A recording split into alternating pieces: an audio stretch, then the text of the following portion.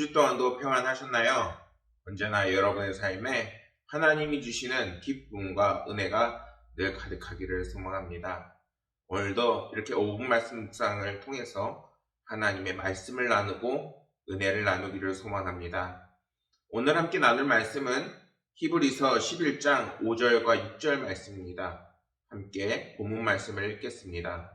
믿음으로 에녹은 죽음을 보지 않고 옮겨졌으니 하나님이 그를 옮기심으로 다시 보이지 아니하였느니라. 그는 옮겨지기 전에 하나님을 기쁘시게 하는 자라 하는 증거를 받았느니라. 믿음이 없이는 하나님을 기쁘시게 하지 못하나니 하나님께 나아가는 자는 반드시 그가 계신 것과 또한 그가 자기를 찾는 자들에게 상 주시는 이심을 믿어야 할지니라. 아멘. 아빠의 명예퇴직이라는 글을 보게 되었습니다.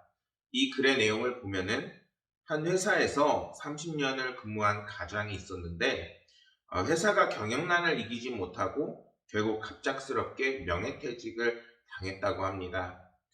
저녁 식사 때 이 가장이 가족들을 향해서 이렇게 이야기를 했습니다. 잘 될 거야. 이제 속이 후련하네.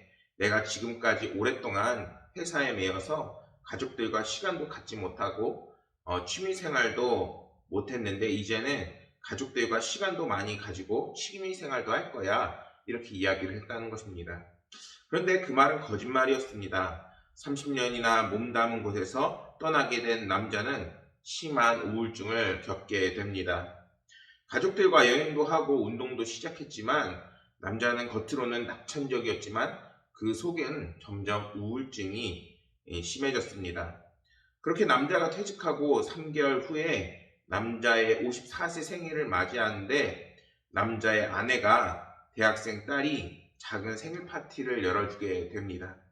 남자의 얼굴은 활짝 웃고 있지만 여전히 마음은 어두운 상태였는데 그런 남자에게 아내가 봉투에 한 장의 종이를 꺼내주면서 말을 합니다. 여보, 당신 생일을 맞이해서 우리가 특별한 선물을 준비했어요. 이렇게 이야기합니다. 종이에는 아내가 손으로 정성스럽게 쓴 남편이 자랑스러워했던 일 54가지 그리고 대학생 딸이 내민 종이에는 아빠에게 고마웠던 54가지의 일을 빽빽하게 적어서 주게 됩니다. 글을 읽는 동안 남자는 눈물을 멈추지 않았다고 합니다. 그동안 남자의 마음속에 있던 안 좋은 생각들이 확 사라지고 다시 새 결심으로 살아갈 수 있게 됐다는 글의 내용이었습니다. 이 글을 보면서 남자가 경험한 일이 정말 오늘날 우리에게 남일 같지가 않습니다. 오늘날 많은 사람들이 코로나의 여파로 그리고 또 우리의 삶에 아직 여전히 있는 많은 문제들로 많은 어려움과 고민을 겪고 있는 것이 우리들의 삶일 것입니다. 심지어 자녀가 있는 부모는 만약에 직장을 잃어버리게 되면은 당장에 어떻게 아이를 키워야 할지 정말 막막할 것입니다. 우리가 우리의 먹고 살 것 그리고 정말 어떻게 살아야 할지를 고민하게 되면은 정말 우리의 삶에 길이 보이지 않는 것 같고 우리의 삶의 어려움이 너무나도 커 보일 때가 너무나도 많습니다. 그러나 여러분, 오늘 말씀에서도 분명하게 말씀하듯이 하나님을 의지하는 자, 우리 그리스도인들은 하나님이 어떤 분이신지를 분명하게 알아야 합니다. 그분은 바로 우리를 돌보시고 함께 하시며 상 주시는 분이시라는 것입니다. 오늘 말씀에서는 하나님께 나아가는 자는 반드시 자기를 찾는 자들에게 상 주시는 이심을 분명하게 우리에게 알려주고 있습니다. 그런데 이 상을 주심에는 반드시 조건이 있는데 그것은 바로 하나님을 찾는 자들에게 이 상을 주신다는 것입니다. 여러분들, 우리가 정말 하나님을 온전히 찾고 정말 간절히 찾고 하나님께 나아가고 있는지요? 하나님께 나아가는 자는 근심과 걱정을 이제는 하나님께 맡길 수 있어야 하는 것입니다. 시편 9편 17절에는 이렇게 말씀합니다. 악인들이 스올로 돌아가며 하나님을 잊어버린 모든 이방 나라들이 그리하리로다. 이 성경 말씀은 하나님을 알지 못하는 자들이 결국에는 심판을 받게 된다라는 그 의미를 담고 있으면서 또한 하나님을 찾지 않고 잊어버린 자들도 결국에는 심판의 그 길로 나아갈 수밖에 없다라는 의미를 담고 있습니다. 또한 시편 50편 22절에서는 하나님을 잊어버린 너희여 이제 이를 생각하라. 그렇지 않으면 내가 너희를 찢으리니 건질 자가 없느니라. 이렇게 말씀하고 있습니다.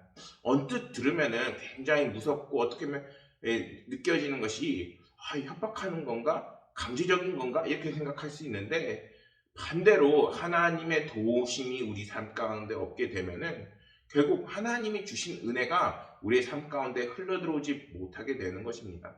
그것은 결국에 하나님께서 이끄시는 상급이 있는 삶이 아니라 상급이 없고 결국에는 지옥으로 나아가는 삶이 되어버리게 되는 것이지요.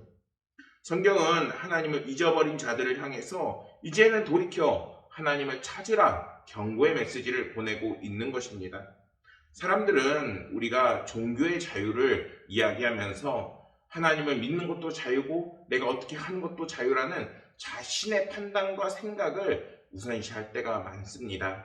그러나 우리가 조금만 더 하나님을 알고 성경을 보게 되면은 오히려 하나님을 믿는 것이 우리의 선택이 아니라 반드시 해야 되는 것임을 우리는 깨달을 수 있습니다.